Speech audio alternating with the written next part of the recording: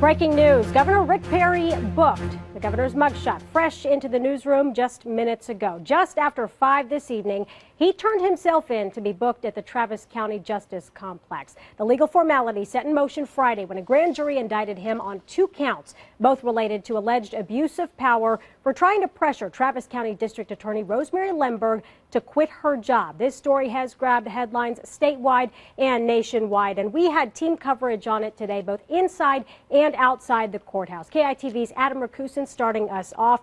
And Adam, the governor had some tough words before and after he was in the courthouse.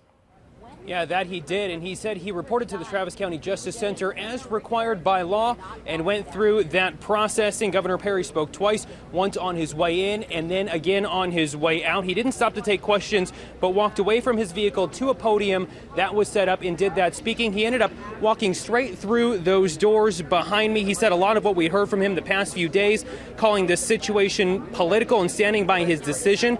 He called the indictment nothing short of an attack on his office.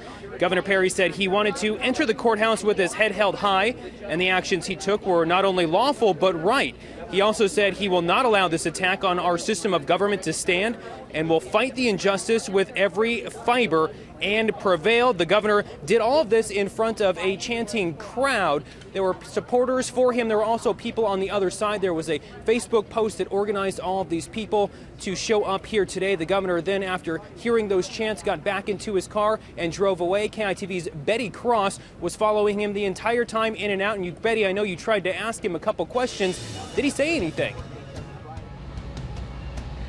A couple of questions. I tried to ask him about 20 questions, and I have to say he looked at me but pretty much ignored me the whole time. It seems like the governor definitely wanted to keep all of his comments for the podium, which is about 50 feet that way.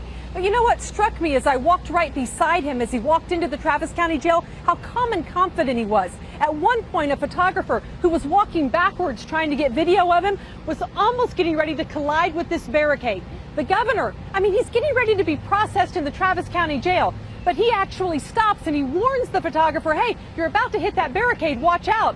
Of course, the photographer did what photographers do. He just leapt right over the barricade. And at that point, the governor was like, well, guess you didn't really need my help after all. And of course, the governor then went around and into the Travis County Jail.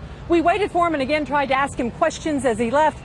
The governor still, he would smile, he would wave, maybe even a little bit of a nod, but you would never get a comment from him. But I have to say, talking about just how cool he was through the process, from here, he went over to Sandy's Ice Cream on Barton Springs Road, got an ice cream cone, and tweeted that picture out to all of his followers. Hema?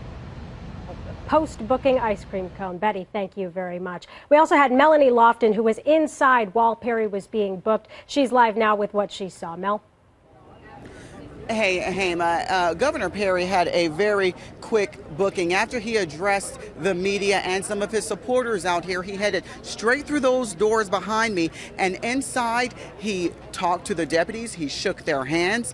He also had his lawyers at his side. Lead attorney Tony Busby was with him as well as David Botsford, and it was a very quick booking. This whole thing was less than about 15 minutes. The governor had his mugshot taken. We have seen that mugshot come out already, and it was a very quick process, and he's kind of taken this thing in stride. As Betty mentioned, he went over and got ice cream afterwards. So the governor doesn't seem to does not seem that he's going to let this whole incident faze him. He's moving on with business as usual.